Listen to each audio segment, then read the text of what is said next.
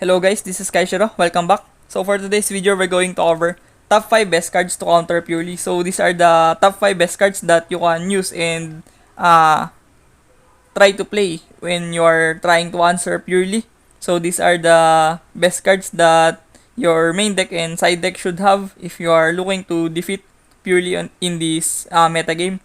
So as we all know, Purrely is a very strong deck right now on the OCG, and coming very soon on the TCG, it will conquer and compete with the best meta decks out there also.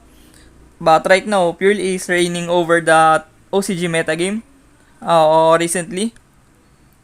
And this archetype may look very cute and wholesome, but in reality, this is a very lethal and powerful meta deck on the game right now. So, without further ado, let's get started. Coming at number 5, we have the Dimensional Barrier. So, this is pretty self-explanatory. Purrely is linear on special summoning XYZ monsters. They can go into Link summon monsters, but Link monsters, but only Azalea and IP Mascarena into Apollousa. But more often than not, they will try to exceed summon on their turn. So that's why Dimensional Barrier is a card that can stun and skip the turn of Purrely. So they are left with no options to play with the Dimensional Barrier. But the problem of this card is you have to go first and draw this card to skip the turn of Purrely. That's why this is only number 5 on this list. So at number 5, we have Dimensional Barrier.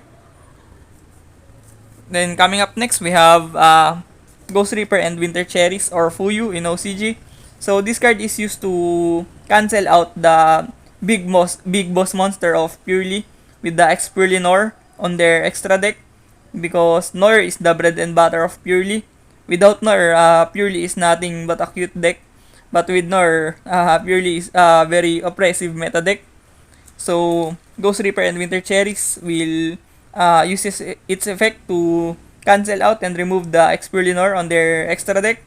So you can play very much in a very commanding position against Purrely when they don't have Nor. So Ghost Reaper and Winter Cherries also is good against other decks like Vanquish Shoal right now on the OCG, and other meta decks that uses their main extra deck monster with Kashtira with their Rise Heart, and many more decks like Super Heavy Samurai with their Link.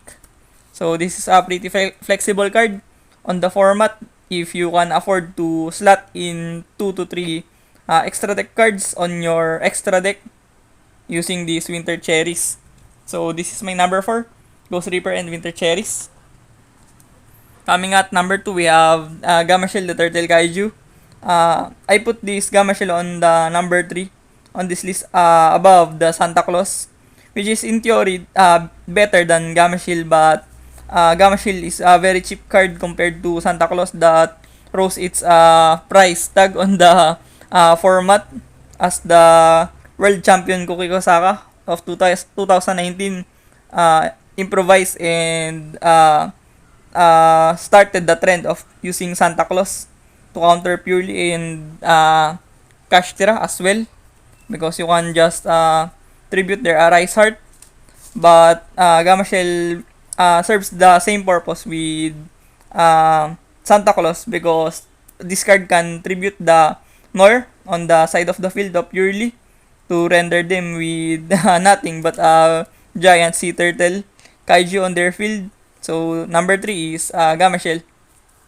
Coming at number 2, we have a combo card or 2 cards that may serve its purpose.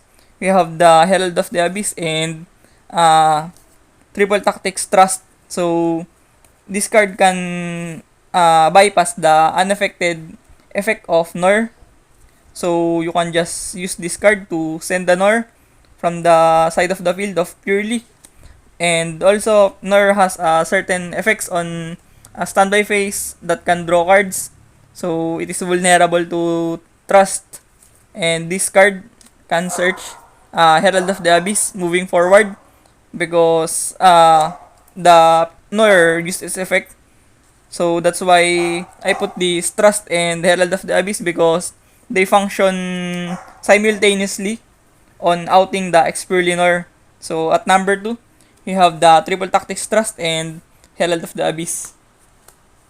Coming at number 1, we have Droll and Lockbird. So, Droll and Lockbird is not only good against Purrely, but is also good on a lot of decks right now on the format such as Kashtira and Super Heavy Samurai. That is very relevant right now on the meta game. Droll stops a lot of combo decks as well, like Adamantipator and Adventurer Synchron. So, this card is very impactful on the current meta game, not only on Purrely. And Droll stops the Purrely from gaining their card advantages because Purrely tends to add 4 card advantages from their deck. So that's why Droll stops them from doing so. If Droll is struck on Purrely, Purrely may skip their turn if they don't have follow-ups on their hand to create an XYZ monster on their field. So that's why I prefer Droll on this number 1 because Droll can answer a lot of meta-relevant decks, not only on Purrely. So I rank this card because of the versatility and adaptability of this card on the current meta game. So at number 1, I have my Droll and Lockbird. So short recap, at number 5 we have Dimensional Barrier. At number 3 we have Ghost Reaper and Winter Cherries. At number 4 rather, at number 3 we have Gamma Shield.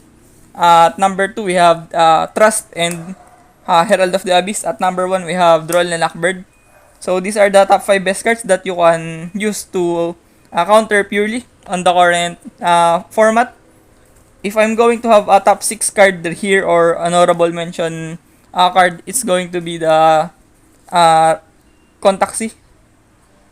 So this card can use the effect of this card to mitigate the special summoning of Purrely using their spell cards. So you can just use this to nullify their graveyard interactions so that they don't have recursion and follow throughs on their field. So yeah, thank you for watching this video. I hope you learned nothing or two and hit the subscription button if you're not yet subscribed, and hit the like button on this video if you like this kind of content. See you on the next one. Peace.